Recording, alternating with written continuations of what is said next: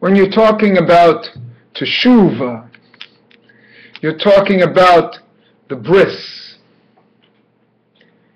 When you're talking about Teshuvah, you're talking about Teshuv,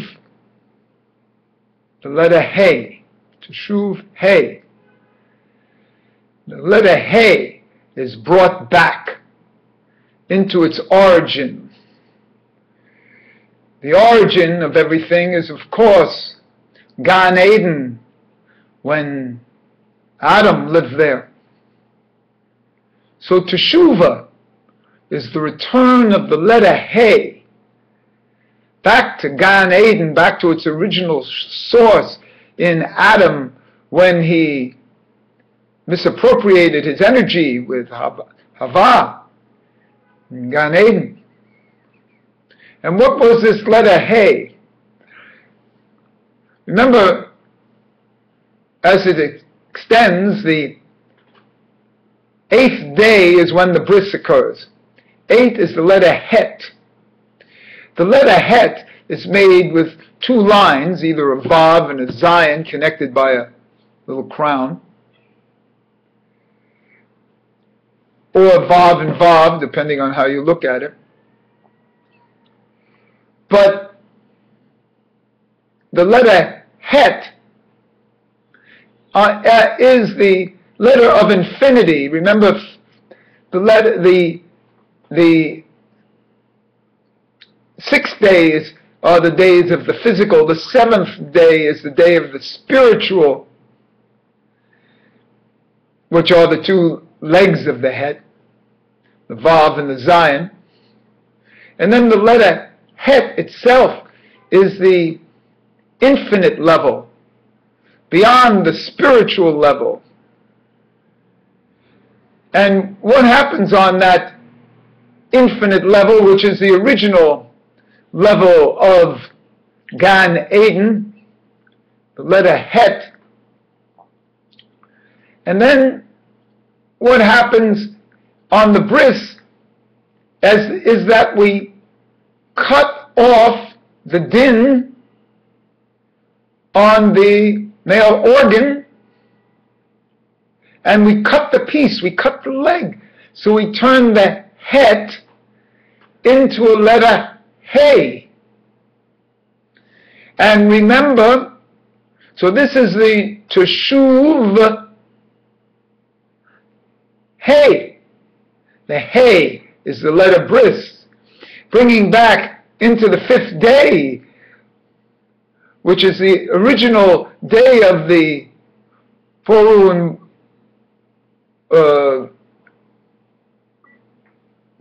Boru, Priya Varivya. So this 5th day is the original physicality day. So we're bringing back into the letter Hey. Now there are 3 stages of the Bris. The Mila, the Priya, and the sucking of the Dam. The Dam, of course, is the din of the letter of the name Aleph. Adam. Aleph, Dalet Mem, the Dalet Mem, Dam. It's the blood. These three letters, Hey, these 3 stages of the Bris correspond to the 3 forms of the letter Hey. Hey Aleph.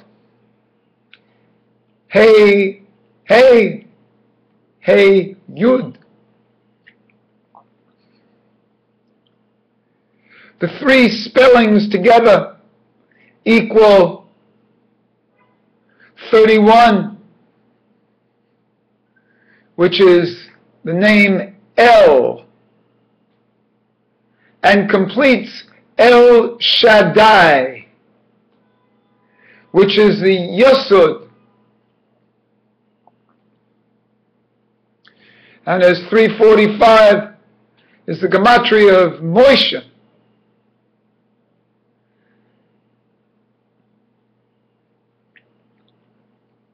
this return of the letter Hey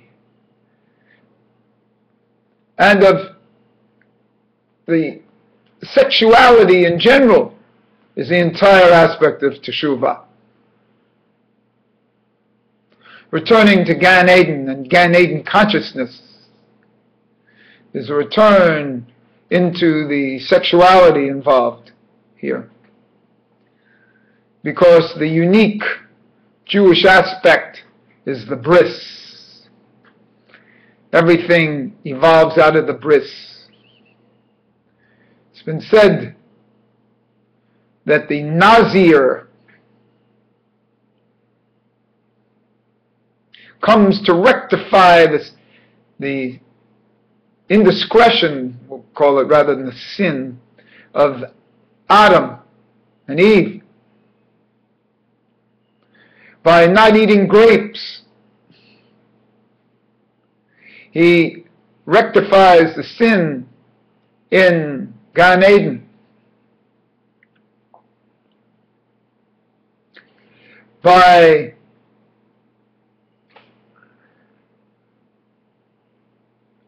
not having anything to do with the dead. He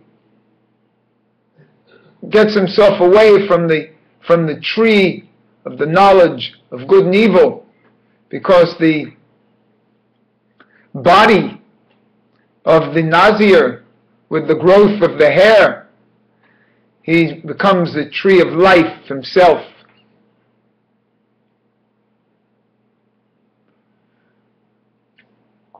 There's a great combination between Malkuth, Yesod, and Das. By avoiding Das comes the union of Yesod and Malkuth.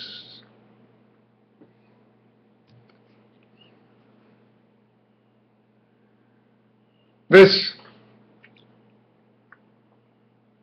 concept is related into the tefillin. The arm tefillin, the unique aspect of Adam in his creation, in his separation, and bringing Hava out of the head tefillin, where he's do putzufim, into the arm tefillin, where she's the left hand, she's the gevura, she's separated from the right. And in wearing the block, how the block is supposed to be covered out of modesty, and that the yud of the left hand block should always be touching, the yud of the left hand strap should always be touching the block. This yud is the seed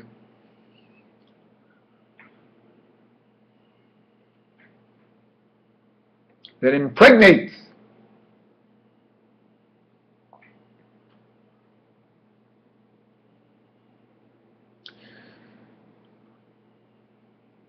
These are deep issues.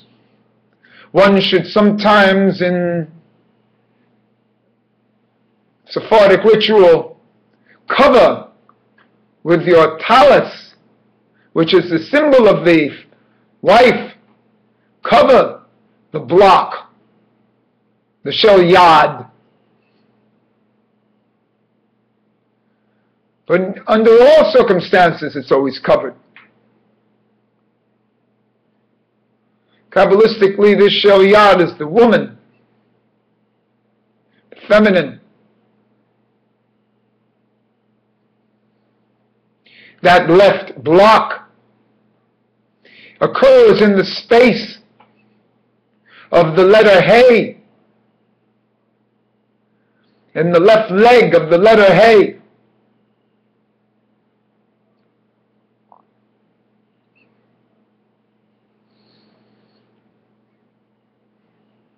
A man does this when he is 13 years old, when he becomes potent, pubic. These are deep issues of the return to Gan Eden. Gan Eden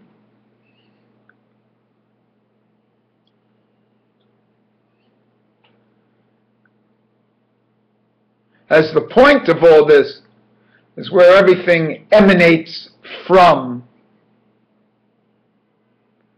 And our consciousness is to get us back to where we emanated from, to find the origins, how Adam celebrated the Torah,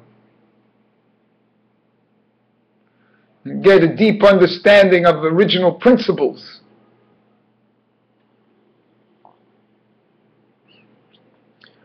Teshuvah, go back to the letter Hey, to the three forms of the letter Hey, the three matzots on the Pesach table, the concept of the three,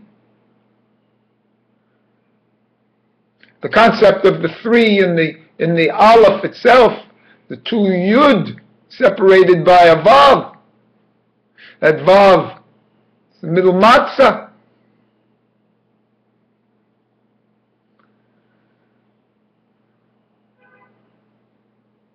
How we are supposed to go out from Mitzrayim every day.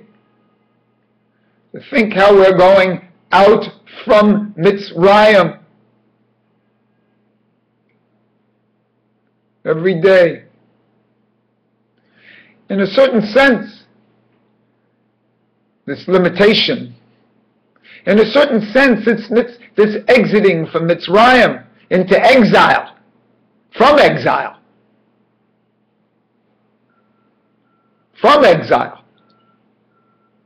is no different than the exiting of Gan Eden. In a hipuk, in a reverse, in an opposite, in a coincidentally of opposites. That's what this is all about.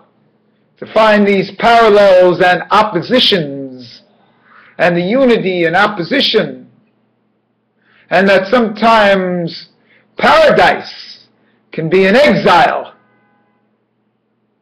and that the greatest strengths come out of the most difficult times, like the coming out of Egypt, and how we should celebrate sometimes the most difficult times. Isn't our Pesach the celebration of coming out of Egypt? Isn't that in itself a celebration of Egypt, of Mitzrayim, of the Narrows? Speak to any famous person, any musician, any athlete. He tells you that his most pleasurable times in life were his original times of struggle, of kampf,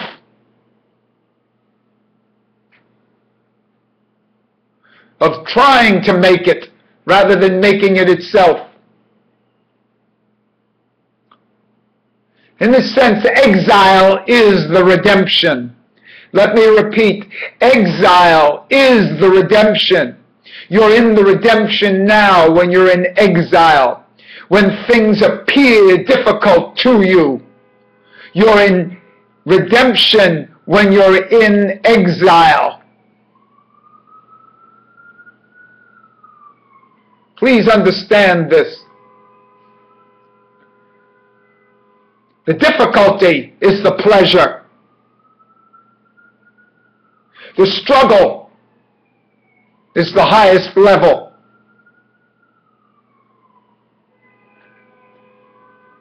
Life is struggle.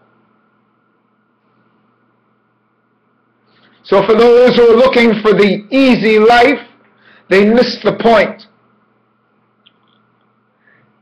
Exile is the highest level. The struggle to make it is more pleasurable than making it, or having made it, or looking back.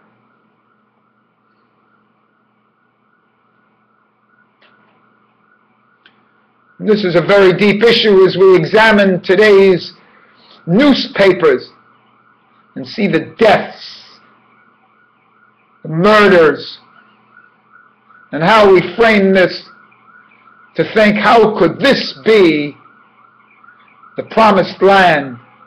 How could this be Gan Eden? To think that Gan Eden is a homogeneous place, homogenized, and just like little this without that.